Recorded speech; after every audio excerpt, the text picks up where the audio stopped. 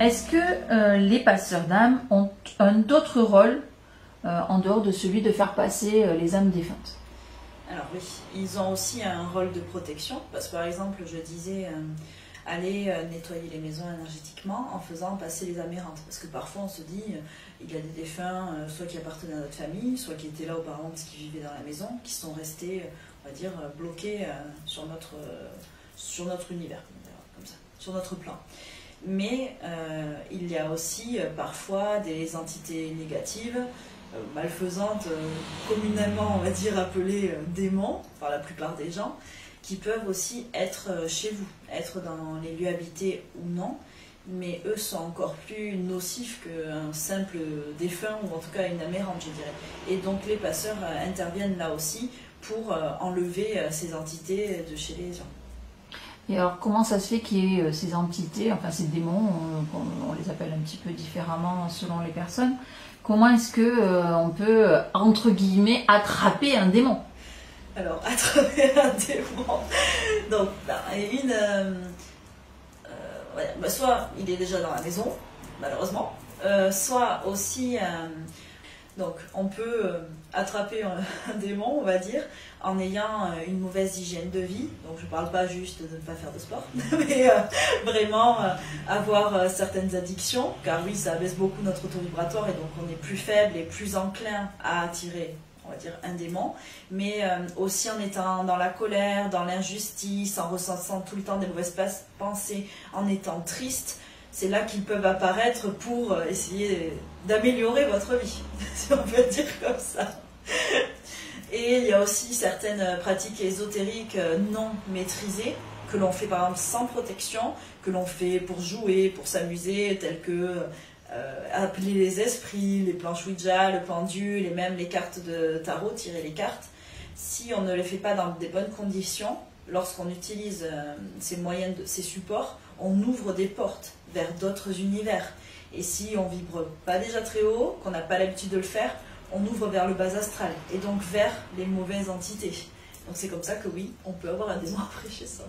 Donc, qu'est-ce qu'on peut faire pour se protéger? Qu'est-ce qu'on peut faire pour empêcher ça et pour ne pas sombrer justement dans ces dans ces pratiques non maîtrisées? Donc déjà, avant de faire, moi je dirais, il faudrait, avant de faire toutes ces pratiques, comment dire, les faire déjà avec quelqu'un qui s'y connaît un peu plus.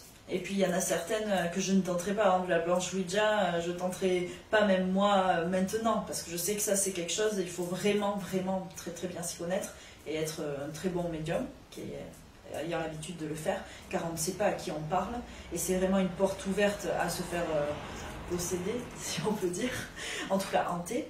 Et après, il faut se protéger. C'est comme, avant de faire toutes ces pratiques-là, c'est comme s'il fallait faire un mini-rituel de protection, allumer de l'encens, demander avoir la protection des anges, des guides, de ceux en quoi vous croyez en tout cas. Ne pas le faire comme ça, à la va-vite, sans réfléchir. Et on peut donc aussi s'imaginer comme faisant des murs chez soi, pour tout fermer, tout cloisonner, et que toutes les entités négatives sortent et ne puissent plus rentrer. Et là, on peut avoir, je dirais, plus ces pratiques-là, même si je conseillerais de ne pas le faire seul et de surtout pas le faire n'importe comment. Est-ce que, en tant que passeur d'âme, vous avez besoin de protections différentes, j'ai envie de demander, par rapport aux autres médiums ou même aux, entre guillemets, communs des mortels? Est-ce que tu conseillerais des protections supplémentaires ou différentes?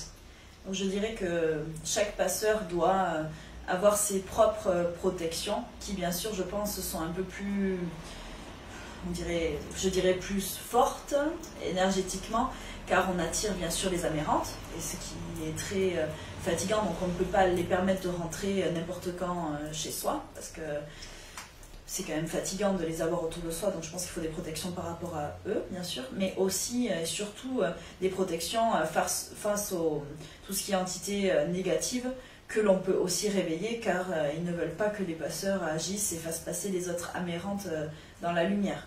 Donc je pense que oui, pour eux, il faut savoir se protéger.